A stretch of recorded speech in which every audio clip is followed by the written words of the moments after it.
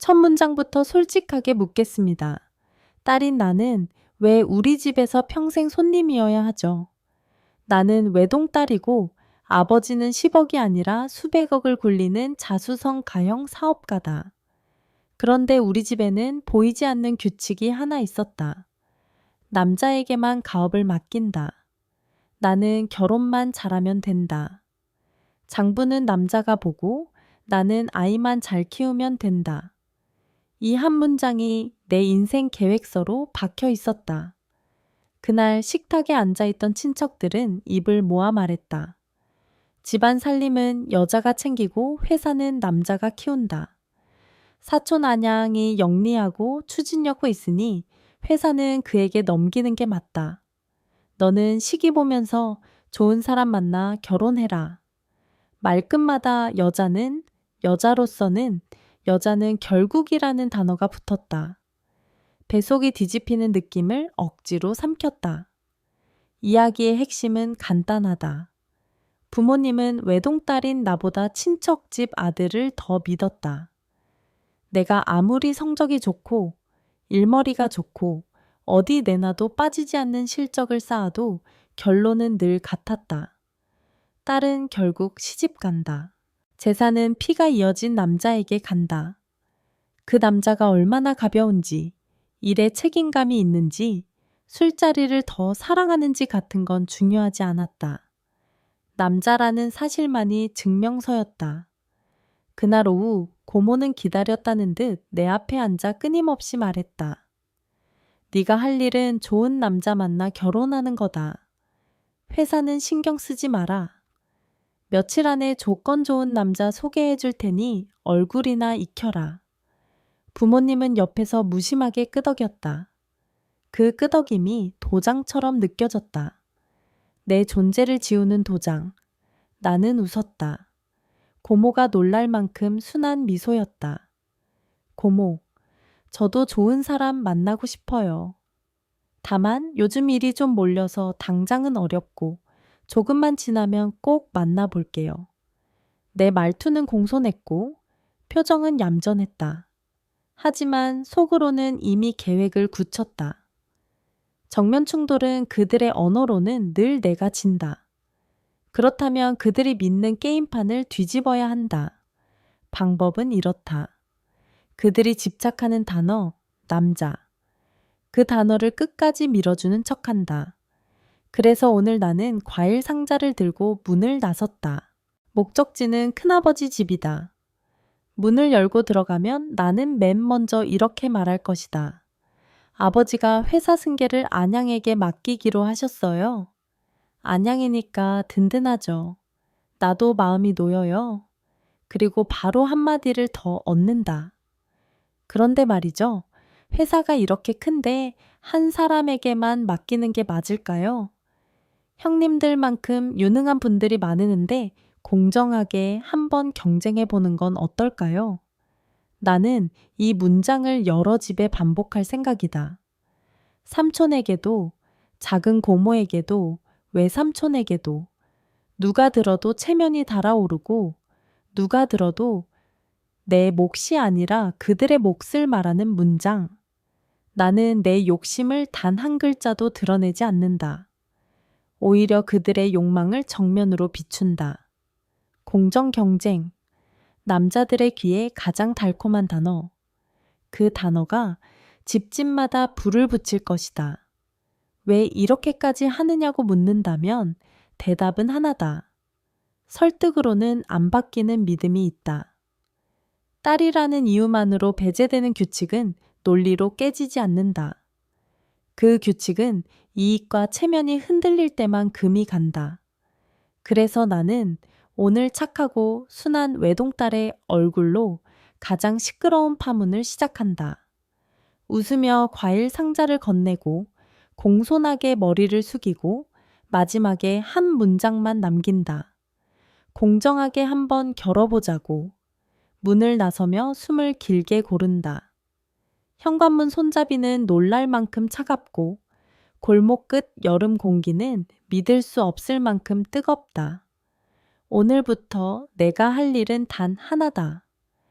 내 몫을 내 손으로 증명하는 것. 그 시작은 싸움이 아니다. 아주 정중한 제안이다.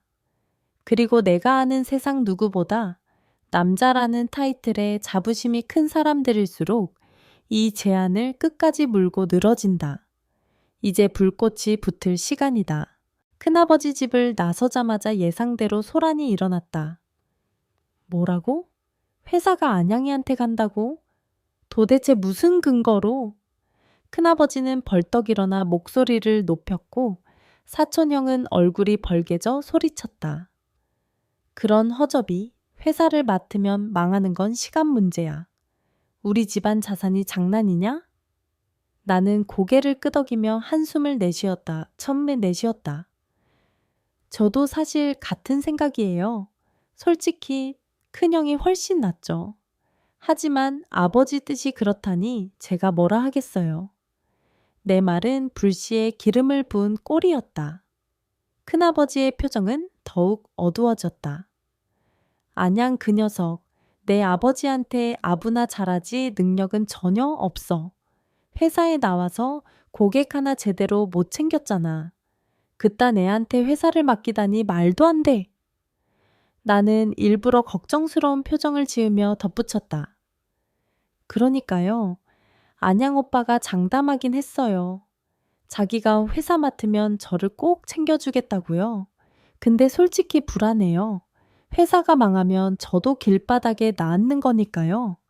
순간 방 안공기가 변했다. 큰아버지네 식구들 눈빛이 서로 교차하더니 결론은 하나였다. 안 돼. 절대로 안 돼. 우리도 회사에 들어가야겠다. 그래야 공정하지. 나는 두 손을 내저으며 만류하는 척했다. 큰아버지, 제발 흥분하지 마세요.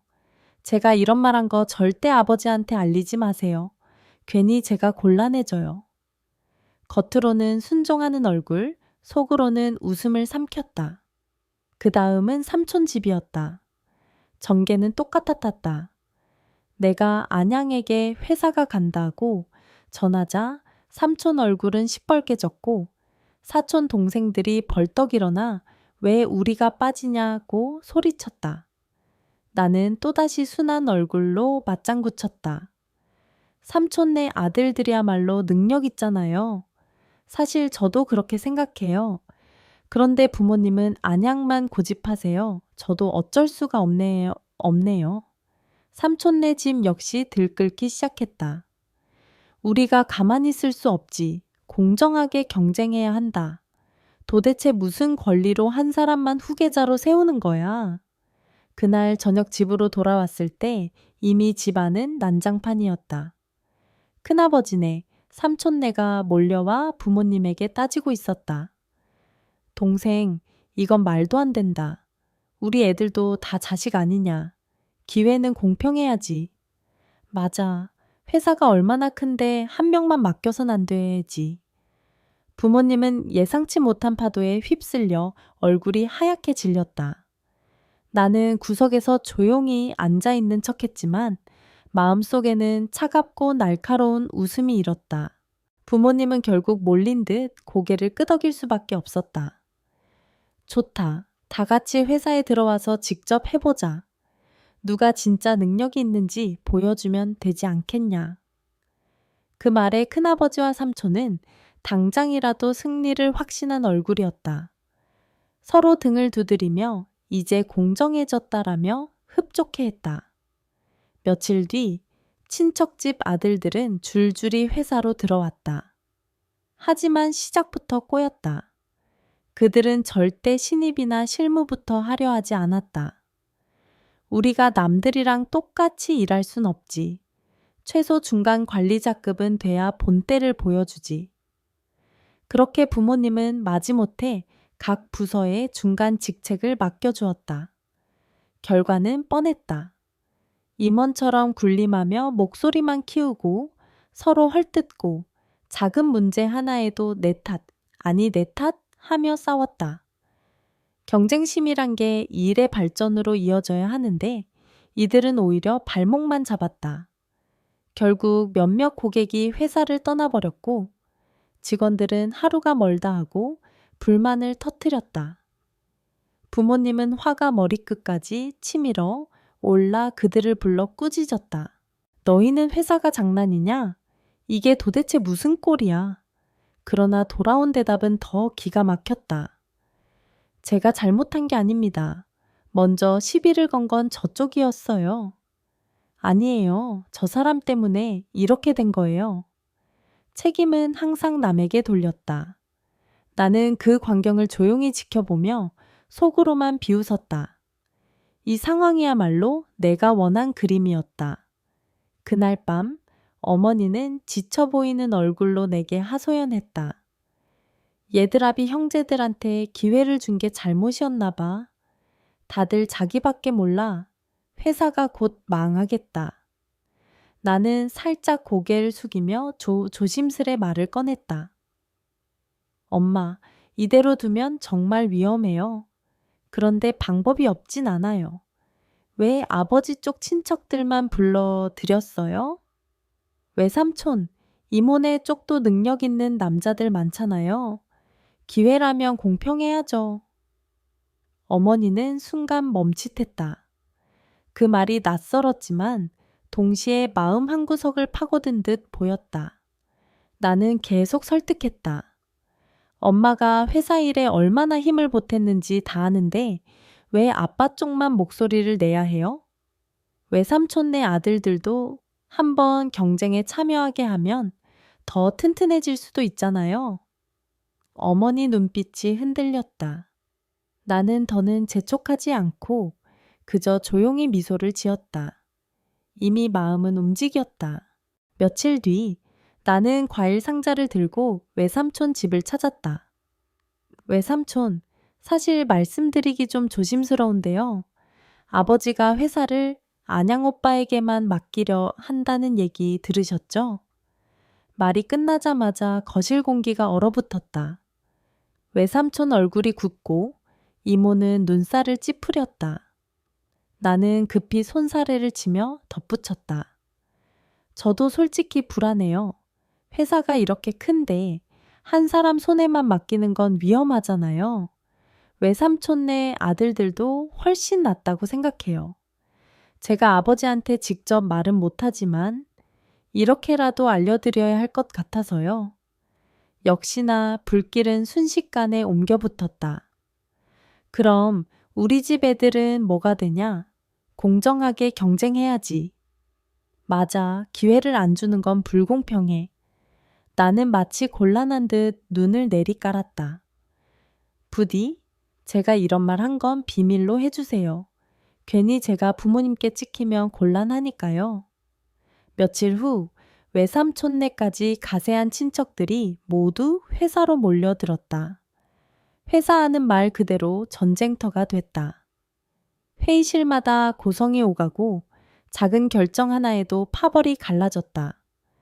누가 더 잘났는지, 누가 더 회사의 주인이 될 자격이 있는지 싸우는 동안 정작 회사의 일은 뒷전이었다. 직원들은 하나둘 떠났고 남아있는 사람들도 일할 마음을 잃었다. 복도에서는 이런 수군거림이 들려왔다. 사장님네 친척들 진짜 제정신이야? 회사가 집안 싸움 놀이터냐? 앞으로 이 회사랑 거래했다가 피해만 볼 것 같아. 나는 아무것도 모르는 척 평범한 직원처럼 일했다. 동료들이 나에게 속내를 털어놓았고 나는 그들의 이야기를 귀담아 듣고 때로는 맞장구 치며 분위기를 부추겼다. 겉으로는 그저 조용한 막내 직원일 뿐이었지만 속으로는 하나하나 계산된 그림을 그려가고 있었다. 시간은 흘러 아버지 생신날이 다가왔다. 매년처럼 호텔에 수십 개의 테이블을 차려놓고 친척들과 거래처 인사들을 초대하는 자리였다.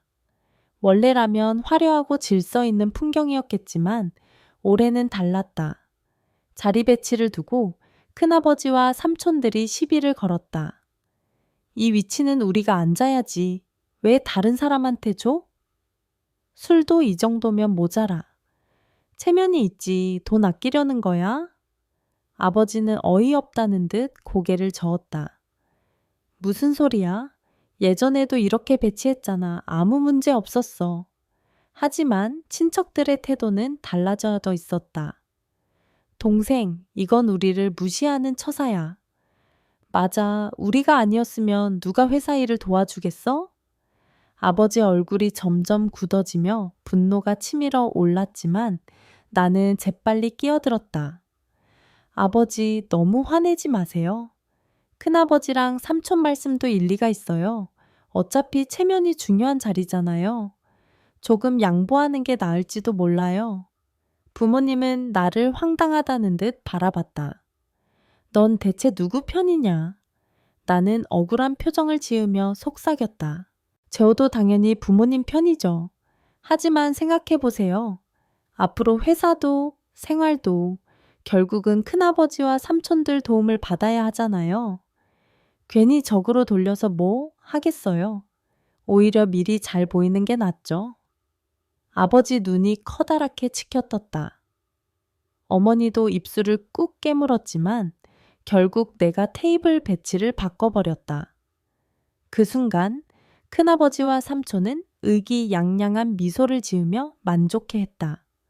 잠시 후 손님들이 도착했다. 그런데 상황은 더 꼬였다. 이번엔 외삼촌들이 앞다투어 손님을 맞으며 나섰다. 어서 오세요. 환영합니다.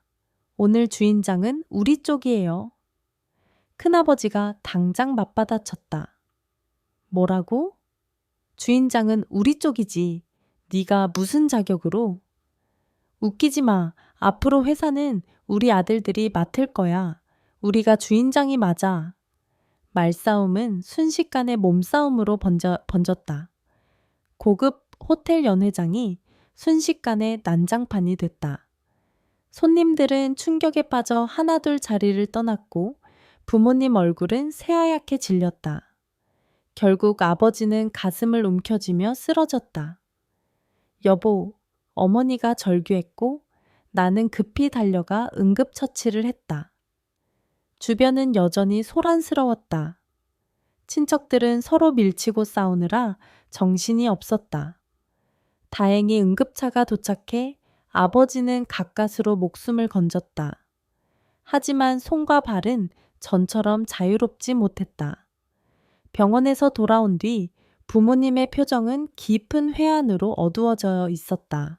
아버지가 병원에서 돌아온 지 며칠 되지 않아 친척들이 또다시 몰려왔다. 형님, 건강은 좀 어떠세요? 그런데 회사 얘기는 어떻게 됐습니까? 입으로는 걱정하는 척했지만 눈빛은 재산 이야기에만 꽂혀 있었다. 잠시 후 방 안에서 아버지의 분노 섞인 목소리가 터져 나왔다. 전부 나가, 다 꺼져. 친척들은 기분 나쁘다는 듯 툭툭 소매를 털고 집을 나섰다. 문이 닫히자마자 집 안은 적막해졌다. 어머니 얼굴은 잿빛이었고 아버지는 여전히 가슴을 부여잡고 있었다. 나는 일부러 천천히 한숨을 쉬며 말했다. 아버지, 그렇게 화내면 더 위험해요. 의사 선생님도 절대 분노를 참으라고 하셨잖아요. 그런데 친척들을 저렇게 쫓아내면 나중에 더 큰 문제가 생길 수도 있어요. 부모님은 믿기 힘들다는 표정으로 나를 바라봤다. 네가 지금 무슨 소리를 하는 거냐? 저 사람들을 두둔하는 거야? 나는 억울한 듯 고개를 저었다. 두둔하는 게 아니라 현실을 말씀드리는 거예요. 결국 제가 여자라는 이유로 회사 후계자 자격이 없다고 생각하시는 분들이잖아요. 그럼 저는 아무 힘도 없어요. 부모님이 돌아가시면 제가 살아남으려면 결국 그 사람들 눈치를 볼 수밖에 없죠. 부모님 얼굴은 더 어두워졌다. 그제야 내 말이 뼈에 사무치듯 박힌 것이다. 그날 밤 사건이 터졌다. 외삼촌 집 아들이 몰래 우리 집에 들어와 부모님 침실 앞에 서 있었다. 아버지가 깜짝 놀라 눈을 떴을 때 들려온 첫 마디는 충격적이었다. 이제 은퇴하실 때도 됐잖아요. 저희가 기다리다 지쳤습니다. 얼른 물러나시죠. 아버지는 그 자리에서 기절할 뻔했고 어머니는 기겁하며 소리를 질렀다. 하지만 그 사촌은 뻔뻔하게 웃으며 계속 말했다. 다른 사촌들은 다 문제투성이잖아요. 저라도 있기에 다행인 줄 아셔야죠. 빨리 상속 문서에 제 이름을 써 두세요. 그래야 두 분도 편하게 지내실 수 있잖아요. 그 얼굴을 보며 나는 이를 악물었다. 저렇게 뻔뻔하고 탐욕스러운 인간들이 우리 집을 집어삼키려 하고 있었다. 하지만 겉으로는 차분히 고개를 숙이며 상황을 지켜봤다. 사촌의 뻔뻔한 요구는 여기서 끝이 아니었다. 솔직히 말씀드리면요. 다른 애들은 더 심각해요. 어떤 사촌은 여자한테 이용만 당하고 어떤 애는 회사 물건 빼돌리기도 했잖아요. 결국 저밖에 없어요. 그러니까 미리 상속자로 저를 지명하세요. 아버지 얼굴은 분노로 달아올랐다. 당장 나가. 아직 살아있는데 무슨 상속이냐. 하지만 사촌은 코웃음을 치며 문턱까지 질질 끌려 나가면서도 소리쳤다. 지금은 화내셔도 결국 제 이름을 쓰게 될 겁니다. 그날 밤 부모님은 깊은 충격에 잠을 이루지 못했다. 어머니는 눈물이 그렁그렁한 채 중얼거렸다. 우리가 도대체 뭘 잘못했길래? 그 소식을 들은 다른 친척들은 가만히 있지 않았다. 다음 날부터 아침 저녁으로 집에 들이닥쳤다. 형님, 유언장은 어떻게 됐습니까?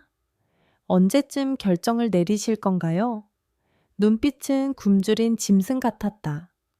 더 기막힌 건 그 자리에서 서로의 약점을 들춰내기 시작했다. 내 아들은 대학도 겨우 들어갔잖아. 내 아들은 여자 문제로 사고 친 거 다 아는데. 순식간에 거실은 고성으로 가득 찼다. 욕설이 오가더니 결국 몸싸움까지 번졌다. 옆집 사람들까지 놀라 뛰어와 말릴 정도였다. 부모님은 그 광경을 보며 소파에 털썩 주저앉았다. 이런 꼴 보려고 우리가 평생 일한 건 아닌데.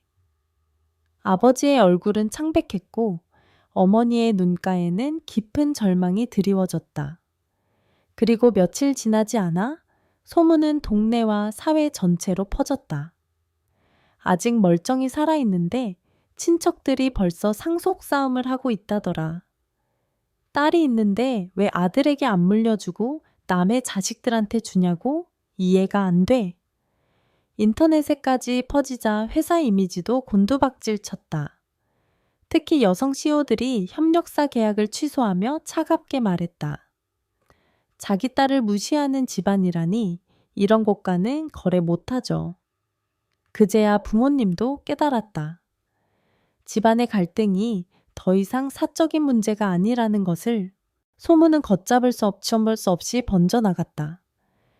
딸이 있는데도 남자 친척들만 챙긴다고? 회사 규모가 그렇게 크다면서 저런 의사결정이면 곧 망하겠네.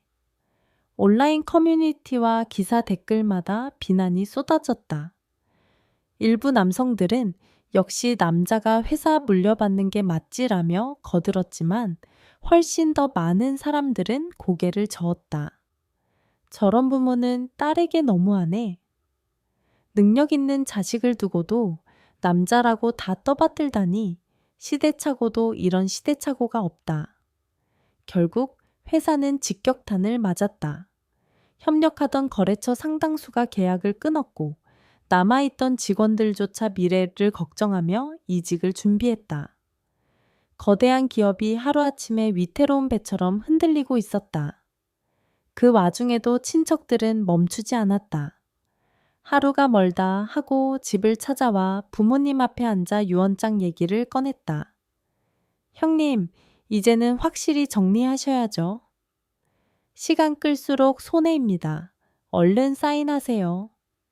그들의 눈빛은 더 이상 가족이 아니었다. 굶주린 짐승 떼였다. 부모님은 점점 기력이 쇠약해졌고 집 안 공기는 늘 눅눅한 분노와 피로로 가득했다. 결국 부모님은 결정을 내릴 수밖에 없었다. 우리가 미쳤었구나. 이 모든 게 우리 잘못이다.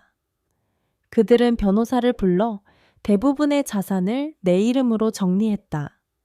그리고 공개적으로 선언했다. 우리 재산은 오직 친딸에게만 물려줄 것이다. 다른 말은 모두 거짓이었고 앞으로는 어떤 외부 간섭도 허용하지 않겠다. 친척들의 얼굴이 싸늘하게 굳었다.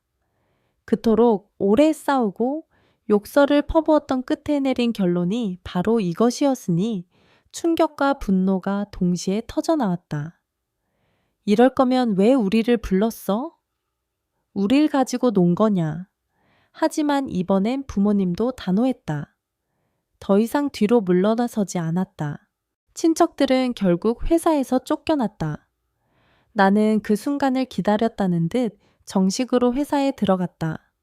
하지만 나는 큰 직함을 원하지 않았다. 저는 그냥 평사원으로 시작하겠습니다. 부모님은 의아해했지만 나는 고집을 꺾지 않았다. 겉으로는 욕심 없는 딸처럼 보여야 해요. 그래야 누구도 저를 의심하지 않아요. 회사에 들어간 뒤 나는 특별한 행동을 하지 않았다. 회의에서 조용히 메모하고 동료들과는 작은 대화만 나누며 평범한 신입사원처럼 지냈다. 대신 틈틈이 직원들의 불만과 불안을 귀 기울여 들었고 문제를 더 크게 퍼뜨리는 데 힘을 보탰다. 그 사이 친척 아들들이 각 부서 중간 관리자 자리를 차지하면서 서로를 끌어내리기에 바빴다. 저 사람이 문제야. 아니, 이번에는 네가 잘못했잖아. 몇 주도 지나지 않아 부서 곳곳이 난장판이 됐다. 성과는커녕 고객들은 등을 돌리고 내부 직원들까지 허탈하게 웃으며 회사를 떠나갔다. 사람들은 복도에서 이런 말을 했다. 이 회사 이제 끝난 거 아냐?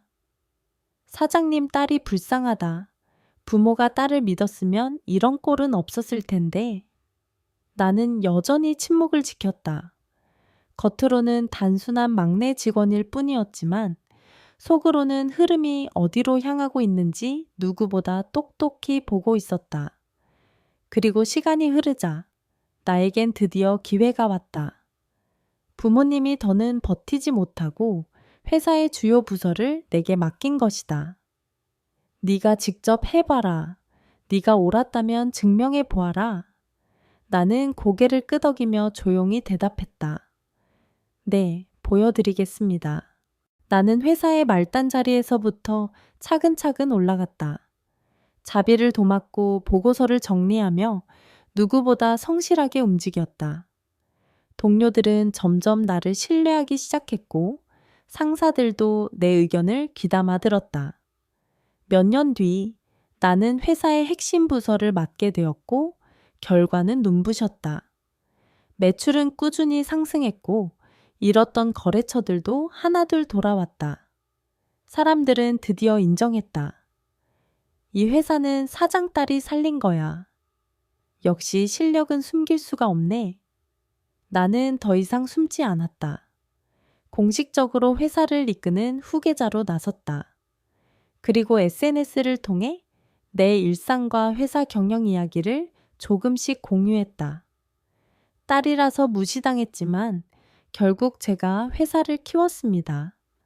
그 진솔한 이야기와 재치 있는 소통 덕분에 나는 작은 인플루언서가 되었고 회사 역시 이미지 회복에 큰 도움을 얻었다. 세월이 흐른 뒤 부모님은 마침내 모든 경영에서 손을 뗐다. 이제 네가 우리보다 훨씬 잘한다. 앞으로는 네 시대다. 그들의 눈빛 속에는 처음으로 자부심이 담겨 있었다. 나는 30이 되기 전에 하나의 엄마가 되었다. 딸을 품에 안겨준 순간 부모님은 달라져 있었다. 과거처럼 아들은 언제 낳을 거냐 라는 말은 하지 않았다. 대신 손녀를 애지중지하며 세상에서 가장 소중한 존재처럼 돌봤다. 그제야 나는 깨달았다.